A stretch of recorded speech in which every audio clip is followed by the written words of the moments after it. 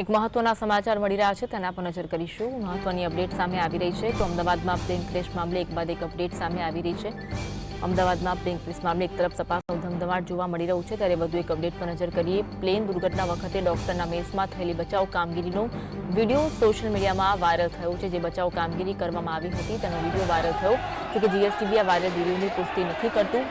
આ વિડીયો હાલ તો સોશિયલ મીડિયામાં વાયરલ થયો છે જ્યારે આ મેસ પર આ વિમાન ત્રાટક્યું હતું પડ્યું હતું ત્યારે મેસમાં ભોજન લઈ રહેલા કેટલાક વિદ્યાર્થીઓના મોત થયા હતા, કેટલાક વિદ્યાર્થીઓ ઇજાગ્રસ્ત થયા હતા। પ્લેન દુર્ઘટના વખતે ડોક્ટરના મેસમાં થયેલી બચાવ કામગીરીનો આ વિડીયો હોવાનું માનવામાં આવી રહ્યું છે પરંતુ જીએસટીબી આ વિડીયોની પુષ્ટિ નથી કરતું ત્યારે બચાવ કામગીરી પૂરજોશમાં કરવામાં આવી હતી તે અંગેનો આ વિડીયો છે પરંતુ જીએસટીબી આ વાયરલ વિડીયોની પુષ્ટિ નથી કરતું। આ વિડીયો અત્યારે સોશિયલ મીડિયામાં ખૂબ વાયરલ થઈ રહ્યો છે।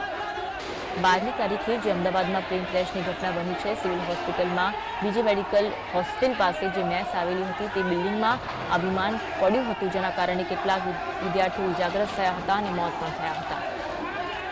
આજ અંગે વધુ વાત કરીશું સમતા ઝલક ઓનલાઈન પર જોડાયા છે। ઝલક, જ્યારે મેસ પર આ વિમાન પડ્યું ત્યારે જે બચાવ કામગીરી થઈ રહી હતી તેનો વિડીયો સોશિયલ મીડિયામાં વાયરલ થઈ રહ્યો છે, વિગત જણાવશો।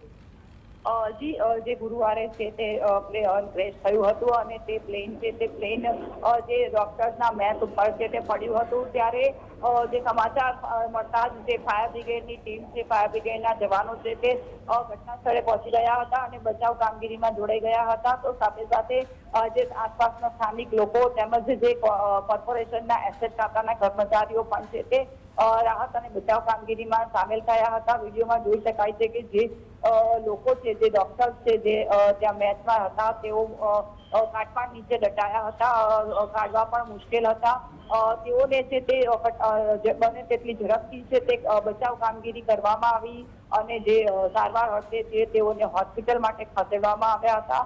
આમ કહી શકાય કે જે દુર્ઘટના છે તે દુર્ઘટનામાં જે બચાવ કામગીરી છે તે પૂર ઝડપે બને તેટલી ઝડપી કરવામાં આવી અને સ્થાનિક લોકોએ પણ છે તેમાં સહભાગી થયા હતા। જી આભાર ઝલક માહિતી આપવા માટે।